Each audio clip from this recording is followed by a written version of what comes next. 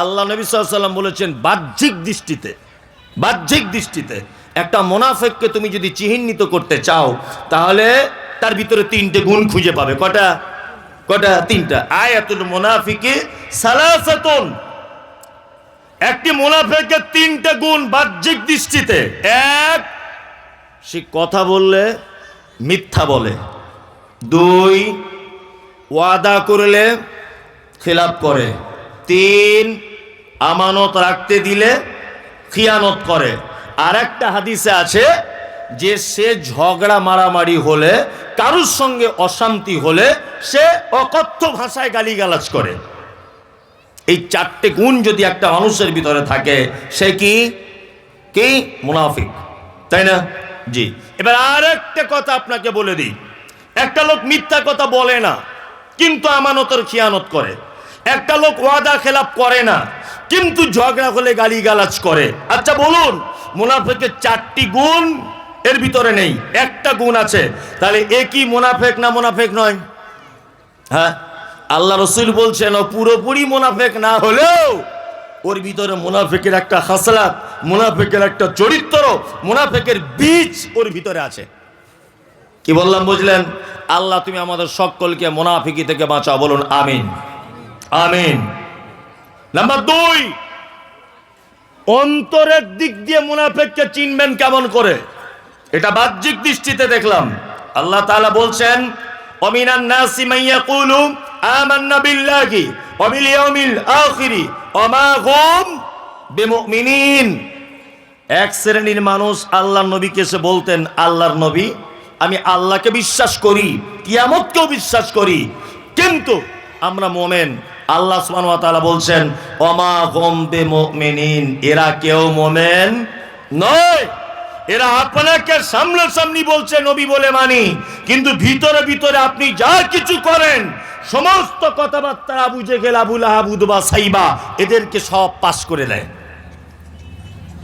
সারা পৃথিবীতে যত মুসলিমরা বিপর্যয়ের সম্মুখীন হয়েছে, যত মুসলিমরা মার খেয়েছে, যত জায়গায় সাম্প্রদায়িকতা হয়েছে, যত জায়গায় মুসলিমদের পতন ঘটেছে, প্রতিটা জায়গায় এক শ্রেণীর মুনাফিকদের রয়েছে মারাত্মক হাত।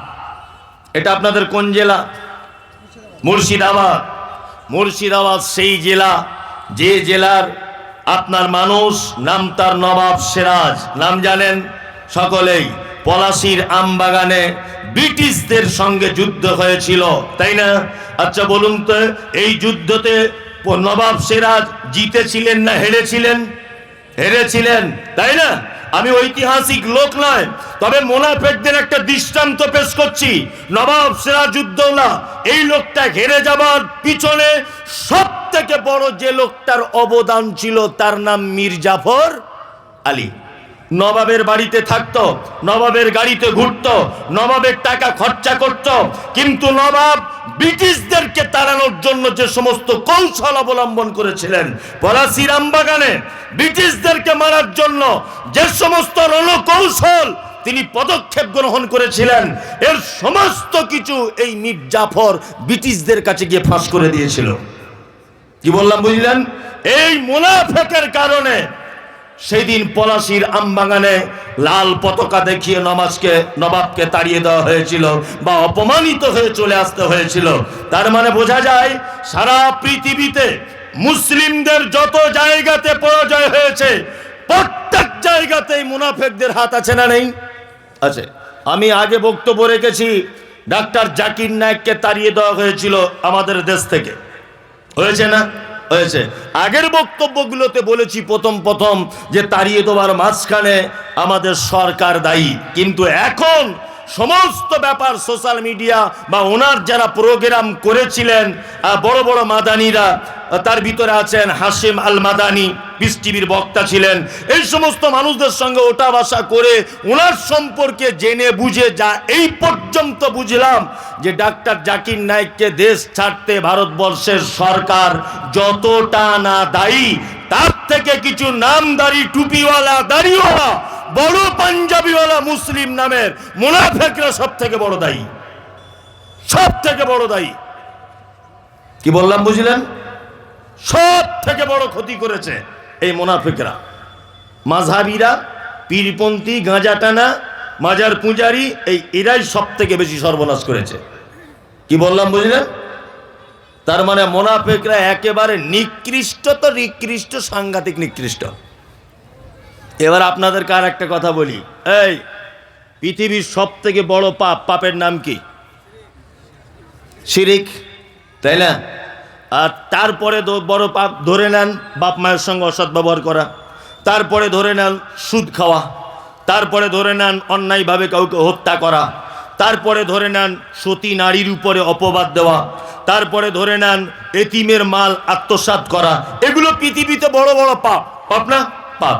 আচ্ছা এবার বলুন তো, একটা লোক শিরিক করে মারা গেছে, একটা লোক সুদ খেয়ে মারা গেছে, একটা লোক ব্যভিচার করে মারা গেছে, একটা লোক এতিমের সম্পদ আত্মসাৎ করে মারা গেছে, এই লোকটা জাহান্নামের কোন স্থানে থাকবে, কোন পজিশনে থাকবে, এ কথা হাদিস এবং কোরআনে কোথাও বলা কি নেই।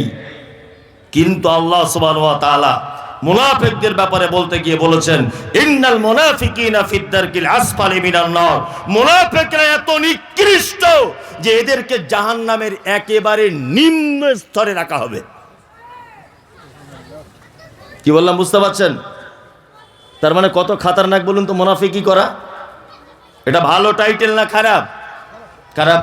এবার আপনাকে আর একটা আশ্চর্য কথা বলি, আপনার মাথার মগজ এখন ফুটতে থাকবে যে আপনি কি বলে দিলেন। এখানে তো বড় বড় সব আলেমরা আছে, আর আমি কোরআন দিয়ে কথা বলবো। আমার বুদ্ধি তো কম, ওই জন্য কোরআন দেখে দেখে বলি। অনেক জায়গাতে সোশ্যাল মিডিয়াতে, পরশুদিন তার আগের দিন নদিয়াতে একটা প্রোগ্রাম করলাম, তো একজনা ওই প্রোগ্রামটা কেটে দিয়ে কাটিং করে বলছে যে মুমতাজুল ইসলামের কোরআন আলাদা, ওর আলাদা কোরআন গাড়ির ভিতরে রাখা আছে। কি বলছে বুঝতে পারছেন? ওই জন্য আমি যেখানেই যাই একটা কোরআনের আশ্রয় সেখানকার কোরআন নিয়ে বলি। এরপরও যদি মানুষ বিশ্বাস না করে তাহলে আমার আর কিছু করার আছে? কিছু করার নেই। আচ্ছা বলুন, একটা লোক আপনাদের গ্রামে ব্যভিচার করেছে, ব্যভিচার করে মারা গেছে। একটা লোক আপনাদের গ্রামে সুদ খেত, লোকটা মারা গেছে। বলুন তো তার জানাজা পড়া যাবে কি যাবে না? এই আপনি না জেনে মুফতি সাহেবের মতো বলে দিলেন কেন যে যাবে না? কি যাবে না? কোনো নিষেধাজ্ঞা নেই, ভালো করে বুঝবেন, কোনো নিষেধাজ্ঞা নেই। মুনাফিকদের সর্দার ছিল তখনকার দিনে, নাম তার কি? আব্দুল্লাহ ইবনে উবাই ইবনে সুলুল। আব্দুল্লাহ ইবনে উবাই ইবনে সুলুল যখন মারা গেলেন, খুব মনোযোগ দিয়ে শুনবেন আজকের বক্তব্যটা, যখন মারা গেলেন তখন মুনাফিকের সর্দার মারা গেছে, আর তার বেটা, তার নাম হচ্ছে আব্দুল্লাহ, ইসলাম গ্রহণ করেছে। আল্লাহর নবীকে এসে বলছেন, আল্লাহর নবী আমি চাইছি যে আপনার গায়ের জামাটা আমার আব্বার কাফন হোক। ভালো করে বুঝবেন, মারা গেছেন কে? আব্দুল্লাহ ইবনে উবাই, মুনাফিকদের সর্দার।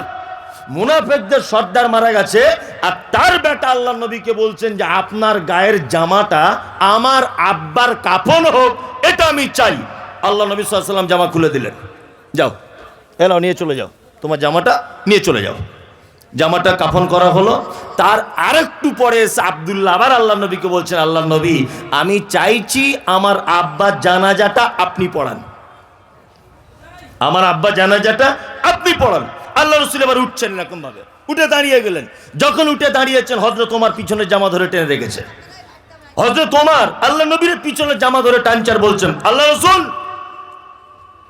সমস্ত যুদ্ধক্ষেত্রে আব্দুল্লাহ ইবনে উবাই আপনার বিরোধিতা করেছে, ও মুনাফিক।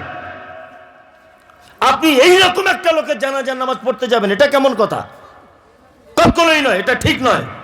তখন আল্লাহ রাসূল সাল্লাল্লাহু আলাইহি ওয়াসাল্লাম বলছেন, ওমর আমাকে ইখতিয়ার দেওয়া হয়েছে এবং এ ব্যাপারে আমার কাছে কোনো ওহী অবতীর্ণ হয়নি। ভালো করে বুঝবেন। আল্লাহ নবী সাল্লাল্লাহু আলাইহি ওয়াসাল্লাম চলে গেলেন জানাজা পড়তে, হযরত ওমরও গেলেন। জানাজা শেষ। জানাজা শেষের পরে জানাজার মাঠে দাঁড়িয়ে হযরত ওমর লজ্জিত যে আমি বিশ্ব নবীকে বললাম আপনি জানাজা পড়তে যাবেন না, অথচ এই ব্যাপারে আল্লাহ কুরআন মাজিদে কোনো এখন আয়াত অবতীর্ণ করেনি। আমি কে যে আমি আল্লাহ রসুলকে জানাজা পড়তে মানা করে দিলাম? হযরত ওমর ব্যাপারটা খুব লজ্জিত হলেন, জিস আমার মানা করাটা মনে হয় খুব বড় ভুল হলো। আল্লাহ সুবহানাহু ওয়া তাআলা হযরত ওমর, আল্লাহ নবী কি বলেছেন, আমার পরে যদি কেউ নবী হয়, চান্স ছিল কার? ওমারের। কেন? তার আর একটা প্রমাণ দেখুন, হযরত ওমারের সিদ্ধান্তটাই চূড়ান্ত ছিল। কি বললাম বুঝলেন? হ্যাঁ, ওনার দূরদর্শিতা, ওনার মানে কি বলবো, অভিজ্ঞতা এত বেশি ছিল। আল্লাহ নবী সাল্লাল্লাহু আলাইহি ওয়াসাল্লাম নবী বলে হযরত ওমর কিছু বলতে পারেননি, কিন্তু আল্লাহ সুবহানাহু ওয়া তাআলা পবিত্র আল কোরআনে বলছেন, ওয়ালা তুসাল্লি আলা আহাদিন মিনকুম মাতা আবাদা ওয়ালা তাকুম আলা কবরিহি। আল্লাহ নবী, আপনি কখনো মুনাফিকদের ভিতরে কেউ মারা গেলে তার জানাজার সালাত আদায় করবেন না। ওয়ালা তাকুম আলা কবরিহি, জানাজা তো দূরের কথা, আপনি তাদের কবরের পাশে পর্যন্ত দাঁড়াবেন না। কি বুঝলেন?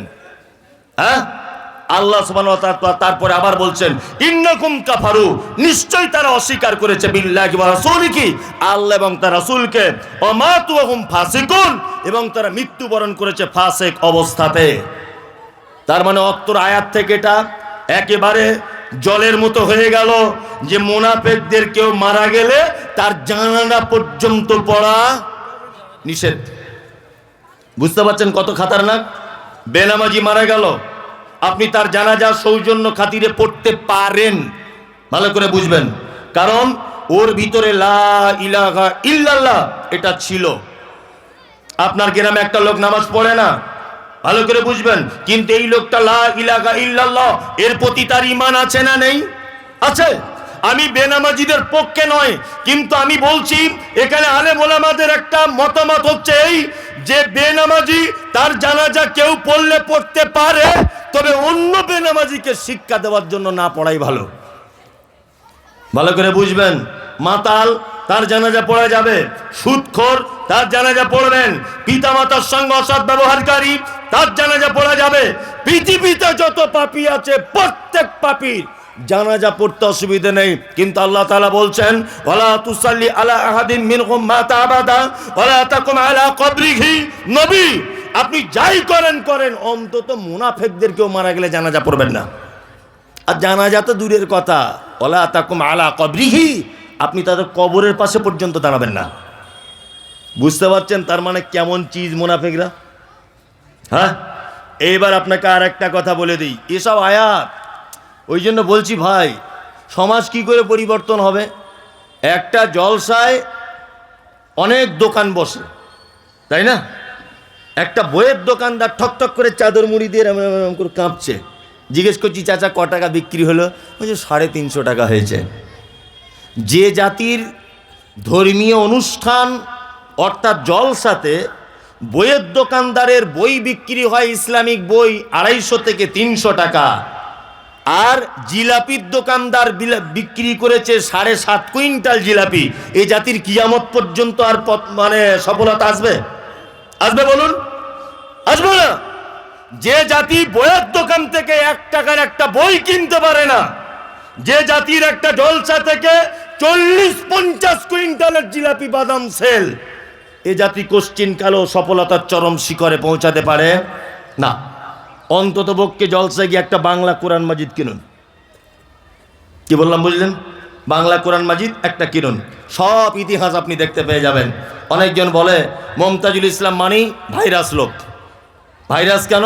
বলছে ওরে বাবা, ওর কাছে গেলেই শুধু পীর ফকিরের বিরুদ্ধে বলে। ভালো করে বুঝবেন, ওর কাছে গেলেই ওকে আনিস না। কালকে নদিয়া বিরোহীতে সোশ্যাল মিডিয়াতে দেখবেন দেওয়া আছে, বিরোহী বলে একটা জায়গায় নদিয়াতে প্রোগ্রাম করলাম, একজনার বাড়ির ছাদের উপরে, জলসা নয়, দাওয়াতি প্রোগ্রাম।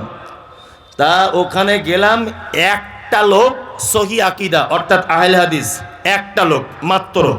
তা উনি আমাকে নিয়ে গেছেন যে আপনি আমার বাড়ির ছাদের উপরে প্রোগ্রাম। আল্লাহর কসম করে আপনাকে বলছি, 10 থেকে 15 জন পুলিশ সারা রাস্তাতে দিয়ে তবে উনি প্রোগ্রামটা করছেন। মাইকে প্রোগ্রাম হলো, 50 থেকে 60 জন বাড়ির ছাদের উপরে। ভালো করে বুঝবেন, ছাদের উপরে প্রোগ্রাম যখন শেষ করলাম তখন বলছে যে সত্যি এতদিন আমরা অন্ধের ভিতরে বিশ্বাস করতাম, অন্ধের মতো, আর অন্ধকারই ছিলাম, আজকে আপনি এসে সব চোখ খুলে দিয়ে চলে গেলেন। তা বলুন এবার কিভাবে চলতে হবে বলুন? আমি বললাম দুটো মাত্র অপশান, এক পবিত্র আল কোরআন, 2 সহিহ হাদিস। এই দুটোর মাধ্যমে আপনি জীবনযাপন করুন, আর কোনো মত পথের আপনার দরকার নেই, এতেই আপনার জান্নাত চলে আসবে ইনশাআল্লাহ। ওই জন্য বিনীত অনুরোধ, আপনি কোরআনটা অধ্যয়ন করার চেষ্টা করুন। চলুন, আল্লাহ তাআলা পবিত্র আল কোরআন সূরা তাওবা আয়াত নাম্বার 79, আর আগে যে আয়াতটা বলেছি আয়াত নাম্বার 83, একই সূরার আল্লাহ সুবহানাহু ওয়া তাআলা বলছেন ইস্তাগফির, আপনি ক্ষমা প্রার্থনা করুন। নবীকে বলছেন আপনি ক্ষমা প্রার্থনা করুন। কাদের জন্য? মুনাফিকদের জন্য। আওলা তাস্তাগফির, যদি ক্ষমা প্রার্থনা নাই বা করেন, আপনি ক্ষমা প্রার্থনা করেন আর নাই বা করেন, আল্লাহ সুবহানাহু ওয়া তাআলা বলছেন কি ইন তাস্তাগফির, আর যদি আপনি মুনাফিকদের জন্য একান্ত ক্ষমা প্রার্থনা করেন, সাবঈনা মাররাতান, একদিনে 70 বার। কতবার? 70 বার। আল্লাহর ভাষা শুনুন, আল্লাহ তাআলা বলছেন ইস্তাগফির, আপনি ক্ষমা প্রার্থনা করুন। আওলা তাস্তাগফির, আর যদি ক্ষমা প্রার্থনা নাই বা করুন, ইন তাস্তাগফির, যদি আপনি ক্ষমা প্রার্থনা করেন, সাবঈনা মাররাতান, মুনাফিকদের জন্য একদিনে 70 বার। কোন মুনাফিক যদি মারা যায়, আল্লাহ নবীকে বলছেন আপনি যদি একদিনে 70 বার যদি ক্ষমা প্রার্থনা করেন তার জন্য, আল্লাহ এবার হুঙ্কার দিয়ে বলছেন ফালাইয়াকফিরাল্লাহু লাহুম, আমি আল্লাহ, আপনি নবীও যদি হাত তোলেন মুনাফিকদের জন্য, আপনার হাত ফেরত দেওয়া হবে, আপনার দোয়াও কবুল করব না, আর মুনাফিককে ক্ষমাও করব না। বুঝতে পারছেন এরা কত খাতারনাক? আল্লাহ বলছেন ফালাইয়াকফিরাল্লাহু লাহুম, কষ্টিন কালো মুনাফিকদের ক্ষমা করব না। আল্লাহ তাআলা তারপরে আবার কি বলছেন দেখুন, আল্লাহ তাআলা বলছেন যালিকা বিআন্নাহুম কাফারু, নিশ্চয়ই তারা অস্বীকার করেছে আল্লাহ এবং তার রাসূলকে, আল্লাহু লা ইয়াহদিল কওমাল ফাসিকিন, আল্লাহ তাআলা বলছে আমি কখনো কোনোদিন ফাসিকদেরকে সঠিক রাস্তা দেখাই না। মুনাফিকদের ব্যাপারটা একটু ক্লিয়ার হলো? এদের দলে থাকা যাবে? যাবে না তো? যাবে না। তাহলে এদের জানাজা পড়াও নিষেধ, এদের কবরের সামনে দাঁড়ানো নিষেধ, আর এদের জন্য দোয়া করাও নিষেধ। এটা আমি কোরআন থেকে বললাম। এবার আপনাকে আর একটা কথা বলে দিই, এখন এদেরকে দেখতে পাওয়া যায় কোথায়? আগে বলেছি বাহ্যিক গুণ, তারপরে বলেছি অন্তরের দিক দিয়ে মুনাফিক কেমন, মুখে একরকম বলে কাজে একরকম করে। মুনাফিকের গুণ বললাম এদের জানাজা পড়া যাবে না, বললাম দোয়া করা যাবে না, কবরের পাশে দাঁড়া যাবে না। এখন মুনাফিকদের চিনবেন কি করে, পাবেন কোথায় খুঁজে? ধরাও তো লাগবে।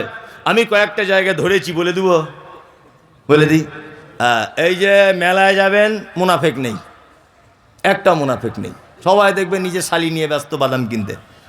সিনেমা হলে গেছেন, সবাই দেখবেন পা তুলে দিয়ে 20 কোস দূর সে अगर कोई बच्ची रोते माँ कहती है कि बच्ची सो जा गब्बर सिंह आ जाएगा। সোলে বই দেখছে সবাই বসে বসে, ভালো করে বুঝবেন ওখানে মুনাফিক নেই, কেউ কারোর সঙ্গে কথা বলে না, কিছু বলে না, সবাই নিজে নিজে ব্যস্ত। সিনেমা হলে, বাজারে যান, সবাই সবজির দাম দর করতে ব্যস্ত। ঠিক বলছি না ভুল বলছি?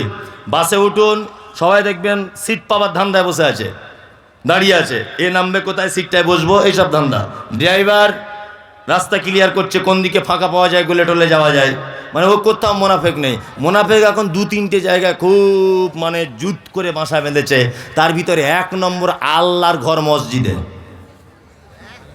কি বলছি বুঝতে পারছেন না? যদি বলছেন কথাটা খুব বড় হয়ে গেল না, হ্যাট বোকা কথাকার, আমি যদি খুলে বলি তাহলে বড় না, একেবারে পানির মতো।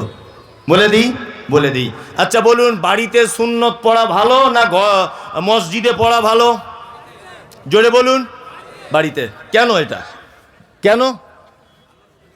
আল্লাহ নবী সাল্লাল্লাহু আলাইহি ওয়াসাল্লাম বলেছেন তোমরা তোমাদের বাড়িকে কবরে পরিণত করো না, তাই না? কোরআন তেলাওয়াত করো, নফল সুন্নত সালাতগুলো কোথায় পড়ো? বাড়িতে।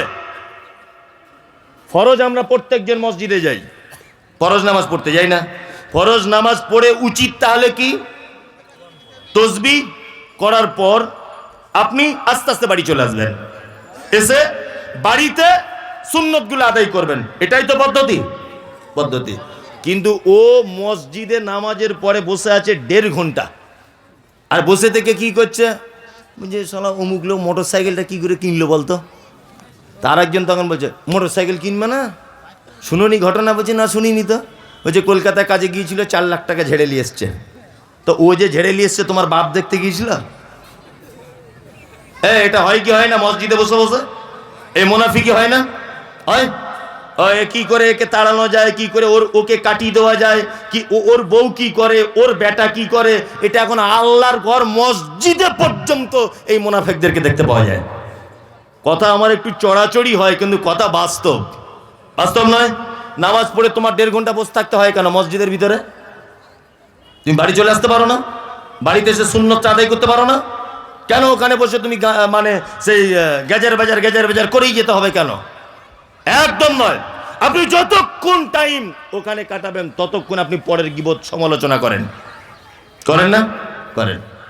ওই জন্য বলছি, এই মুনাফিকি গুণ যদি আপনার ভিতরে থাকে, আপনাকে দয়া করে বলছি আপনি এই দল থেকে ফেরত আসুন, তাছাড়া আপনার বাঁচার রাস্তা নেই। আল্লাহ তুমি আমাদের সকলকেই এই মুনাফিক নামক শব্দ থেকে এবং এই ব্যক্তির খাসলাত, এই ব্যক্তির গুণ থেকে তুমি আমাদের বাঁচার তৌফিক দান করো। আমিন আমিন। আরো কিছু কিছু শব্দ আছে, একটু বলে দিই তাহলে। মুনাফিকের হলো, এবার বলে দিই ফাসিক। কোরআনে আছে না? ফাসিকুন আছে। আচ্ছা, ফাসিক কারা?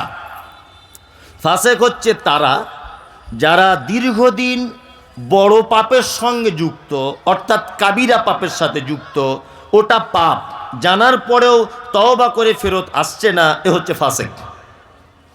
সহজভাবে বোঝাতে পারছি আপনাকে। কাবিরা পাপ, বড় পাপ, এটা পাপ জানার পরেও ও ছেড়ে দিয়ে আসতে পারছে না, ওকে ফাসিক, তাই না? যেমন পিতামাতার সঙ্গে অসৎ ব্যবহার করা, এটা ছোট পাপ না বড় পাপ? বড় পাপ। যদি কেউ করে তাহলে ফাসিকি গুণ তার ভিতরে একটা আছে। এই যে দাড়ি চাচা, এটা ভালো কাজ না খারাপ কাজ? ও ফাসিক। যে লোকটা সুদ খায়, ওকে ফাসিক। যে সালাত আদায় করে না, ওকে ফাসিক। তবে ফাসিকদের ব্যাপারে আল্লাহ তাআলা কোনো সাজা ঘোষণা করেনি। আর ফাসিক ইসলাম থেকে খারিজ হয়ে যায় না, ও ইসলামের ভিতরে থাকে। তবে ও যদি একটু তওবা করে নেয়, তাহলে আল্লাহ ওকে আবার তওবা কবুল করে তার পাপগুলো সব মিটিয়ে দিতে পারেন। কি বললাম বুঝলেন? জি।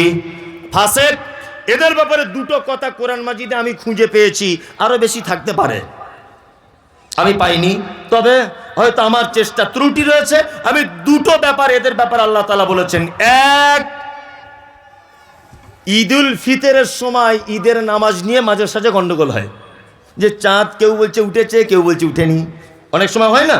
এটা ঈদুল ফিতরে বেশি হয়। আর ঈদুল আজহাতে এটা তো ফিক্স টাইম, কোনো ব্যাপার নেই। কিন্তু রমজানের যে ঈদ, এই ঈদে কিন্তু একটু মতভেদ সৃষ্টি হয় না? এরকমও দিন গেছে আমি নিজে চোখে দেখা, যে দক্ষিণ পাড়ার লোক নামাজ পড়েছে ঈদের, উত্তর পাড়ার লোক পড়েনি। অনেক গ্রামে হয়েছে না? হয়েছে। মসজিদের বাইরে আলোচনা চলছে। কি আলোচনা চলছে? যে না ঈদের চাঁদ উঠলো কি উঠলো না। এই সময় একটা লোক মোটরসাইকেলে করে এসে বলছে, আল্লাহর কসম, আল্লাহর কসম, আমার মায়ের কসম, আমার দাদির কসম, আমি এই মাত্র চাঁদ দেখে এসেছি। ফাঁকা মাঠে ছিলাম আমি, চাঁদ দেখে তবে এসেছি। ভালো করে বুঝবেন, লোকটার দাড়ি নেই, লোকটা বেনামাজি। আচ্ছা বলুন, ওই লোকটার কথা অনুযায়ী ঈদের নামাজ পড়া এটা বৈধ না অবৈধ? অবৈধ। ইয়েস, অবৈধ। আল্লাহ তাআলা সূরা হুজরাতের ভিতরে কথা বলছেন যে কোনো ফাসিক যদি তোমাদের কাছে কোনো বার্তা নিয়ে আসে, তাহলে সেটাকে তোমরা মেনে চলো না, সেই ব্যাপারে তোমরা কঠিনভাবে তদন্ত করো। তারপর এটা এক, ফাসিকের কোনো বার্তা সহজে গ্রহণ করা যাবে, শোনা যাবে না। দুই, আল্লাহ তাআলা বলেছেন আল্লাহু লা ইয়াহদিল কওমাল ফাসিকিন। আর ফাসিকদের সব থেকে বড় দোষ হচ্ছে এটা, যে ফাসিকরা কখনো সঠিক রাস্তা কে খুঁজে পায় না। এই যে বড় বড় হুজুর, খুব মোটা সোটা হুজুর, বড় বড় পাঞ্জাবি পরে, ভালো করে বুঝবেন, 12 হাত পাগড়ি মাথায়, কিন্তু হুজুর এখনো পর্যন্ত সঠিক ইসলাম খুঁজে পাচ্ছে না। কারণ কি বলুন তো? হুজুরের ভিতরে ফাসিকি কিছু গুণ আছে। ফাসিকি গুণ কি? এই যে হুজুর এমন কোনো সব থেকে বড় পাপ, জঘন্য পাপ আর একটা আছে, তার নাম বেদাত। কি নাম? বেদাত। বেনামাজি, ও জাহান্নামে যাবে না যাবে আমি সার্টিফিকেট দিচ্ছি না, তবে ও জাহান্নামে যাবে ধরে নেন। সুদখোর, ও খারাপ লোক। মাতাল, ও খারাপ লোক। ব্যভিচার করেছে, ও খারাপ লোক। পরের জমি ফাঁকি দিয়েছে, ও খারাপ লোক। কিন্তু আল্লাহ নবী কথা বলেনি যে বেনামাজি কাউসারের পানি পাবে না। একটা হাদিস আপনি দেখাতে পারবেন না। এটা আপনি বলতে পারবেন না যে সুদ খেয়েছিল বলে কাউসারের পানি পাবে না। কিন্তু মুহাম্মদ সাল্লাল্লাহু আলাইহি ওয়াসাল্লাম বলেছেন, যারা বেদাত করে, বেদাতের সঙ্গে যারা যুক্ত, আমি চলে আসার পরে আমার নামে যারা নতুন নতুন আমল আবিষ্কার করেছে, এরা কাউসারের পানি থেকে পর্যন্ত বঞ্চিত হবে। কি বলছি বুঝতে পারছেন? হুজুর এইখানে মানে বেদাত করে করে হলো না, এখানে পাপ করে করে হলো না। হুজুর দেখছি মক্কায় হজ করতে গিয়ে হোটেল ভাড়া করে কিয়াম করছে দাঁড়িয়ে দাঁড়িয়ে। দেখেছেন আপনারা? হ্যাঁ, মানে রাস্তাঘাটে করতে পারবে না, রাস্তাঘাটে করলে তোর পাছার চামড়া তুলে দেবে কাঁচা কুঞ্চি করে, ওইখানে চান্স নেই। কি বললাম বুঝলেন?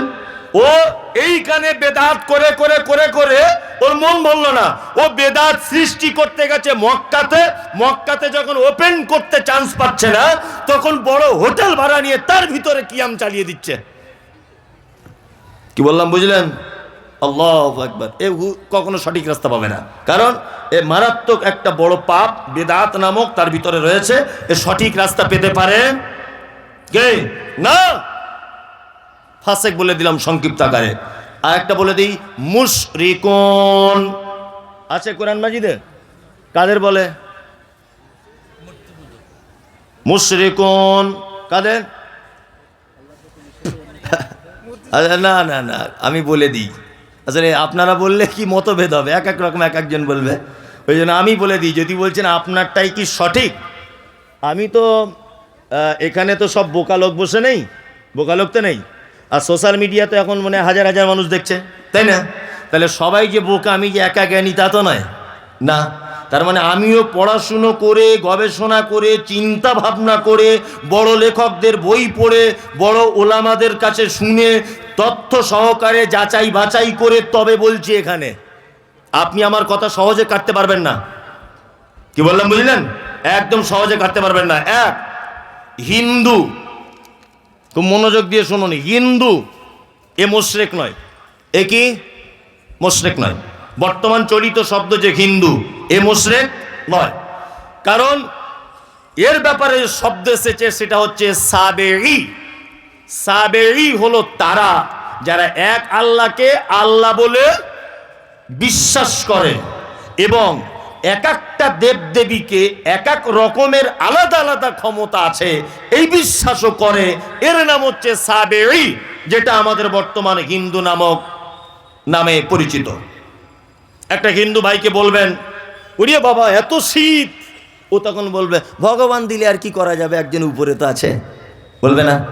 আকাশ থেকে খুব বৃষ্টি হচ্ছে, একটা হিন্দু কাকুকে বলুন, কাকু এত বৃষ্টি কে দেয়?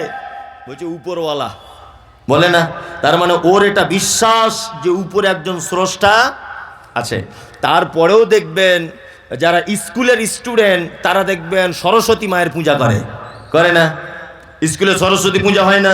তার মানে অভিভাবকদের একটা দাবি এটা হচ্ছে এই যে বিদ্যার ডিপার্টমেন্টটা ওই সরস্বতীর হাতে আছে। মানে আমার ছেলে ফার্স্ট হবে না সেকেন্ড হবে, আমার ছেলে মাইকেল মধুসূদন হবে না গোপাল ভাঁড় হবে, এই ডিপার্টমেন্টটা ওর হাতে আছে। আর যারা দেখবেন লোহা লক্কুরের ব্যবসা করে, তারা কি পূজা করে? বিশ্বকর্মা। তার মানে ওরা জানে যে এই লোহার ব্যাপারটা ডিপার্টমেন্টটা এটা বিশ্বকর্মার হাতে আছে। ভালো করে বুঝবেন। হিন্দু লোক পুকুরে স্নান করতে গেল, স্নান করতে গিয়ে দেখবেন এইরকম করছে, করে না? আমি কিন্তু কোনো ধর্মকে ছোট করছি না, জাস্ট বোঝানোর জন্য বলছি। এরকম করছে, তার মানে হিন্দু শাস্ত্রের একটা দাবি, সেটা হচ্ছে এই সারা পৃথিবীতে রাম, রহিম, হারুন, যদু, মধু, চ্যাটার্জি, ব্যানার্জি, মুখোপাধ্যায় যত মানুষের আবির্ভাব আর কি, প্রতিটা মানুষ গঙ্গা দেবীর সন্তান। এটা হিন্দু ভাইদের একটা ধারণা। ওই জন্য ওরা জানে গঙ্গায় তো যেতে পারিনি, গ্রামের পুকুরে স্নান করছি, ওই জন্য গঙ্গা দেবীকে একবার প্রণাম করে বলি, মা গঙ্গা দেবী, হায়াত মত তোমার হাতে ডিপেন্ড করছে, দয়া করে আর 5 বছর টাইম দাও, এটা তোমার হাতেই আছে। এটা ওর বিশ্বাস আছে না নেই? আছে। এ হচ্ছে সাবেঈ, এ মুশরিক নয়। আমাদের কথিত যে হিন্দু আছে এরা কেউ মুশরিক নয়, এরা সাবেঈ। কি বললাম বুঝলেন? মুশরিক কারা? ইহুদি, এদের ভিতরে মুশরিক নেই। খ্রিস্টান, এদের ভিতরে মুশরিক নেই। মুশরিক আমাদের ভিতরে। মুশরিক আলাদা কোনো দলের নাম নয়, এটা মাথায় রাখবেন। এই ব্যাপারটা আজ পর্যন্ত আলেম ওলামারা সহজ ক্লিয়ার করে বলেনি। যদি বলছেন আপনি বলছেন আপনারটাই ঠিক, আমার ঠিক বলছি না, তবে আমি যেটা বলছি এই ব্যাপারে আপনি তদন্ত করুন, এটা আপনার কাছে অনুরোধ। মুশরিক আলাদা কোনো সাবজেক্ট, আলাদা কোনো দল নয়। আল্লাহ নবী সাল্লাল্লাহু আলাইহি ওয়াসাল্লাম চাচা আবু জেহেলকে ডেকে বলছে, চাচা রাত এবং দিনের বিবর্তনের মালিক কে? আবু জেহেলের মতো লোক বলছে রাত এবং দিনের বিবর্তনের মালিক আল্লাহ। কাবার মালিক কে? কাবার মালিক আল্লাহ। সুস্থতা ও সুস্থতার মালিক কে? আল্লাহ। তাহলে চাচা তুমি কেন আল্লাহকে বিশ্বাস করো না? তখন আবু জেহেল বলছে যে আল্লাহ এক, এটা আমি জানি, কিন্তু তোমার ওই আল্লাহর কাছে ডাইরেক্ট পৌঁছানো যায় না। এই 360টা দেবদেবীর মাধ্যমে তোমার আল্লাহকে ডাকতে হবে, তাছাড়া আল্লাহ সাড়া দেবে না। আমি মুমতাজুল ইসলাম বলছি, সারা পশ্চিম বাংলাতে এই রকম মুসলমান এখনো পর্যন্ত আছে যাদের ধারণা, যাদের চিন্তা ভাবনা, যাদের আকীদা, যাদের বিশ্বাস আল্লাহকে ডাইরেক্ট ডাকা যায় না, ওই হুজুরের মাধ্যমে আল্লাহকে পেতে হয়, মাজারের মাধ্যমে আল্লাহকে পেতে হয়। ও হচ্ছে মুশরিক। ওকে মুশরিক। রামসাম যদু মধু চ্যাটার্জি ব্যানার্জি এরা মুশরিক নয়। মুশরিক হচ্ছে নামকে ওয়াস্তে মুসলমান, মাজার পূজা, সাইফুল, আশরাফুল, খলিল, এরা হচ্ছে যারা মাজার পূজা, এর ওর কাছে গিয়ে যেখানে সেখানে সেজদা দিচ্ছে, আল্লাহকে পাবার মাধ্যম হিসাবে কাউকে ব্যবহার করছে, এ হচ্ছে টাটকা মুশরিক। বুঝাতে পেরেছি আপনাকে? হ্যাঁ।